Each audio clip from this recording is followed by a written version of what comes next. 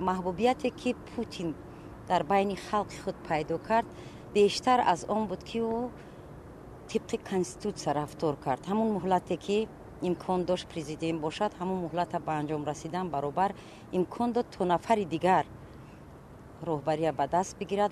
بین مردم یک مقال بسیار هم خوبی تاجیکی است، میگن که علی مراد مرادعلی.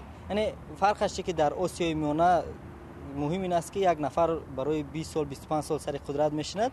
در روسیه هم عیناً همین است.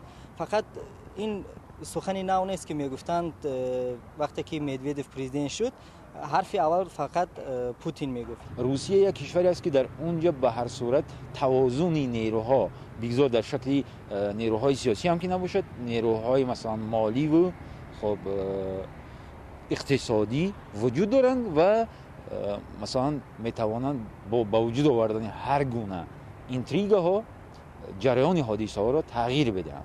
انتخابات قریب در همه جای یک خیل میگذرانده میشه، ولی منتالیته مردمی که انتخاب میکند این از اون وابسته است که تا کدام مردم همین منتالیته آزاد است و میخواهد که یگان چیز تغییرات جدی وارد سازد مثلا در سیاست خود. Если провести параллель, как проходят выборы у нас в Центральной Азии и как проходят они в России, то отличий практически нет. Есть какие-то существенные, конечно, так как Россия более европеизированная страна, есть какие-то существенные отличия в процессе выборов, но однозначно итог получается один. واقعا هم انتخابات در روسیه پس از اون که به سر قدرت پوتین آمد رنگ دیگر گرفت. به خاطر چی؟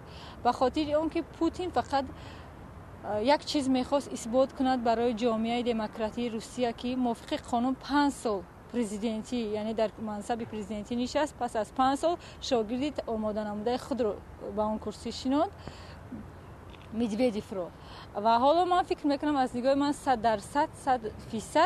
ولادیمیر پوتین امکان دارد که به در همین انتخابات غالب بیاید.